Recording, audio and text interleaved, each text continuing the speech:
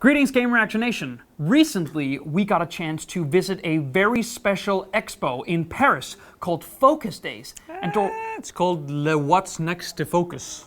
Le What's Next to Focus. Yeah, you went there, Yes. and when you were there, you got to talk to some really special devs about their upcoming projects. So, do you care to share with us what you went there to see?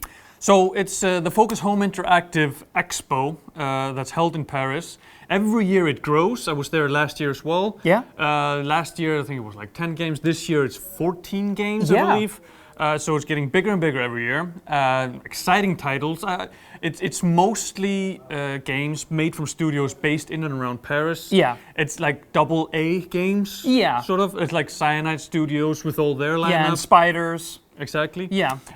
So yeah, they were showing off the games that are coming out soon. Yeah. Like Styx, Shards of Darkness, and Surge. Yeah, and then they had actually a couple of brand new announcements. Yeah. So in this video, instead of showing you like me running around filming, the nice setups and stuff, I'm just gonna show a couple of clips from the interviews that are coming up. Yeah. Like hard facts, nice answers, and then of course you can see the full interviews later up on the site.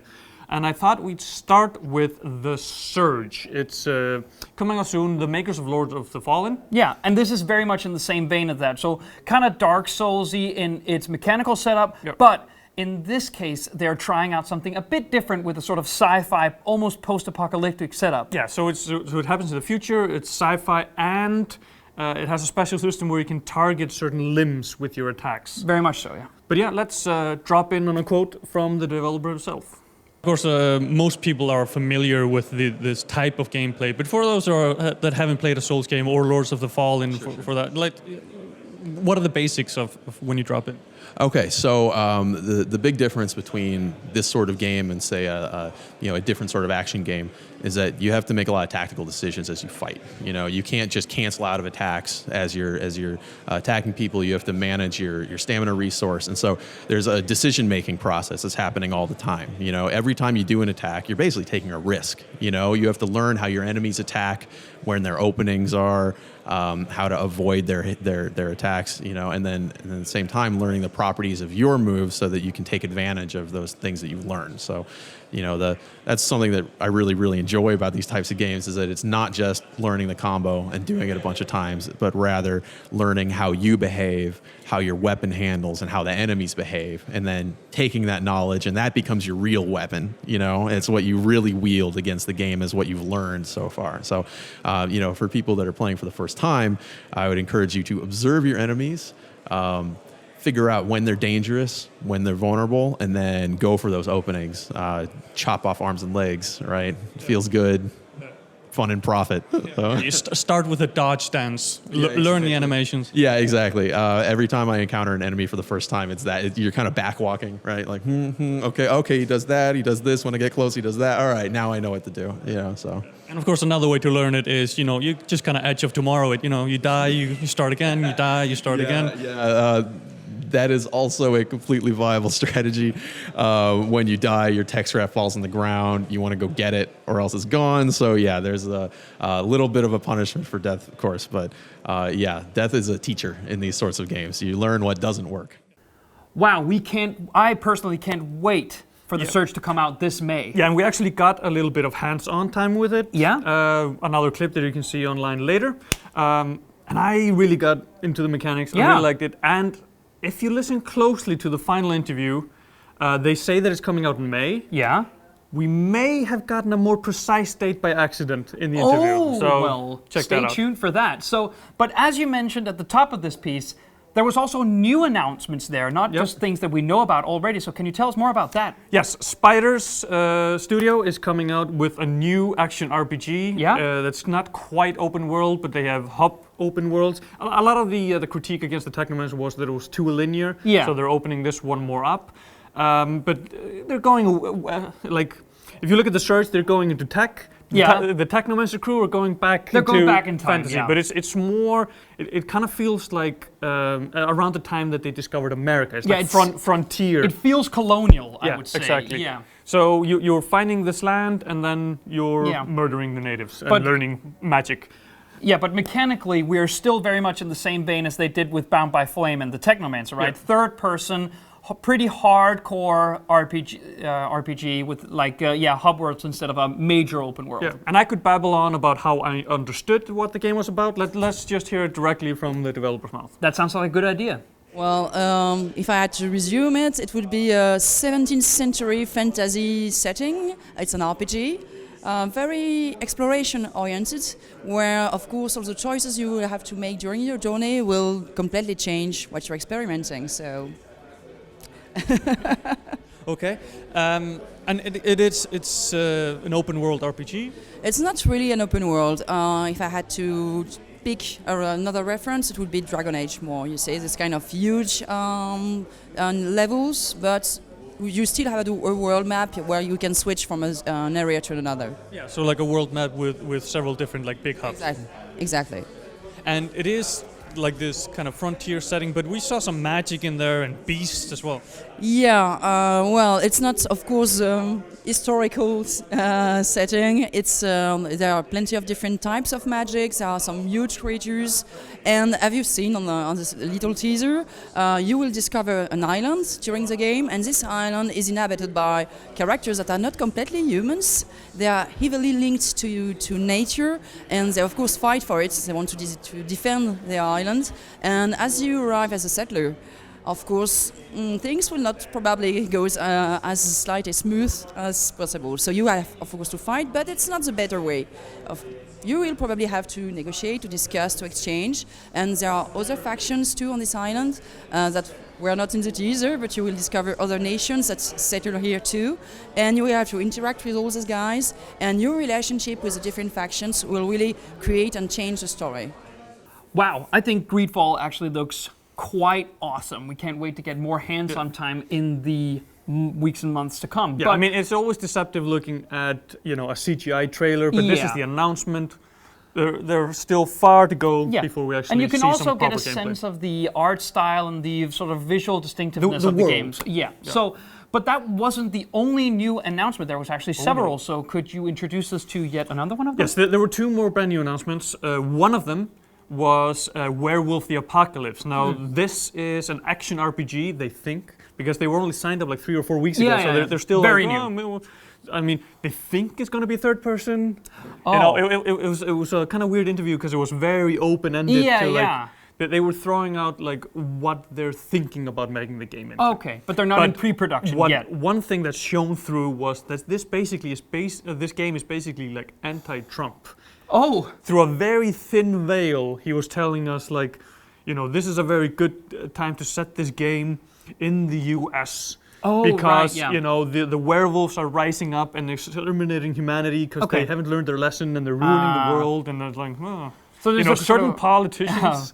There's a political tone there. Yeah, but I mean, they basically have artwork. That's it. There's no screenshots. Okay. They're just starting up. But it was a very interesting talk.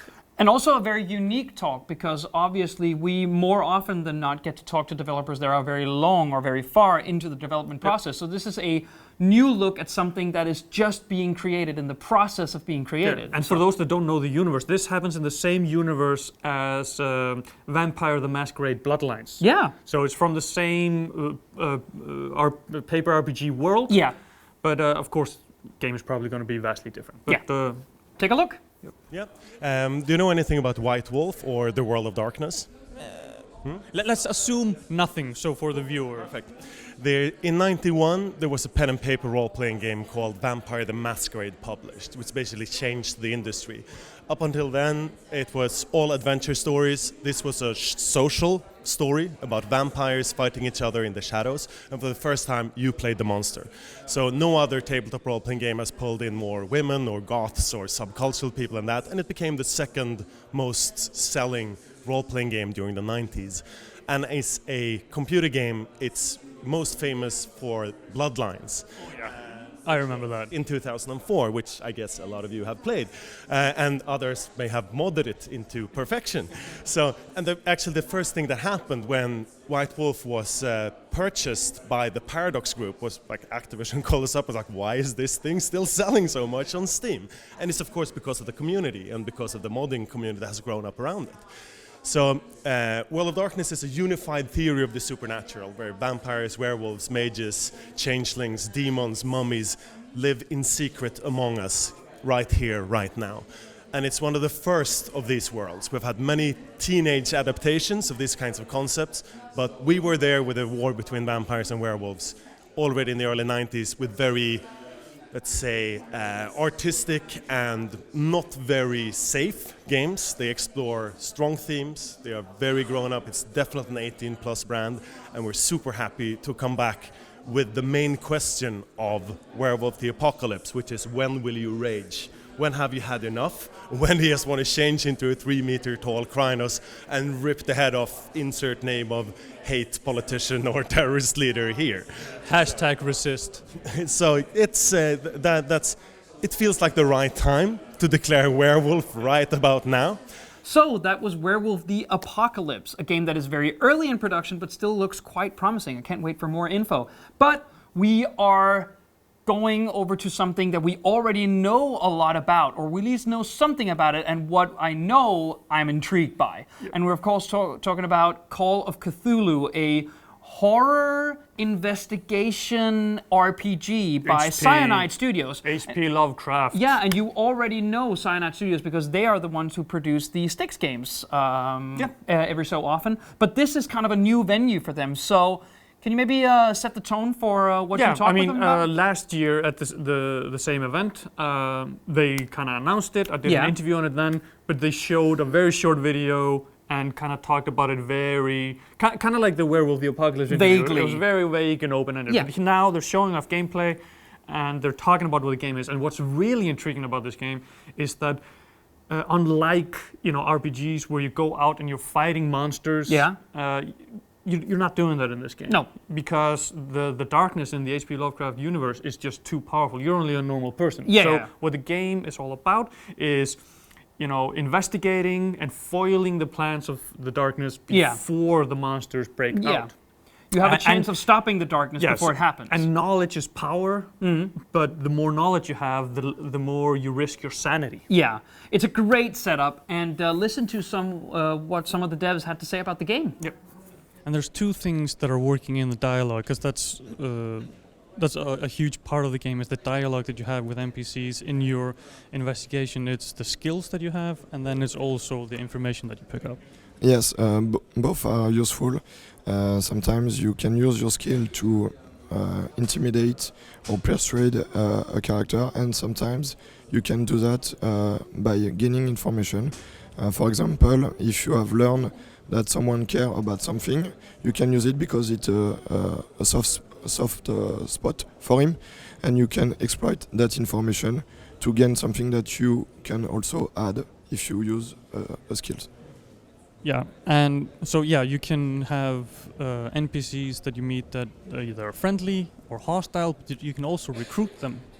Yes, all the inhabitants on the island will have you will have a relationship with them, and it can evolve depending on the choice you make with them. If you make them angry, they can become hostiles, and you will have less option with them. But on the contrary, if you become friendly with them, maybe they will gain you more information or easier access to some part of the game. And some of them can be recruited and become companions in the game. So that was Call of Cthulhu by Cyanide Studios, which I'm very, very excited by. It releases later this year. So for the final bit of this video, we're taking a look at Farming Simulator. Now, if you know the sort of progress that the developer goes by, it is they release it on consoles and then on handhelds. Yeah, they make the big version and then the handheld version, the big version, handheld version. But now they're sort of flipping that on its head because they are releasing the game on Nintendo Switch. But it's not the handheld version. Yeah, so they were very vague about this. They couldn't say a lot. I saw that the Switch was over there and it said Farming Simulator over it, so I kind of pressed him like what he could say.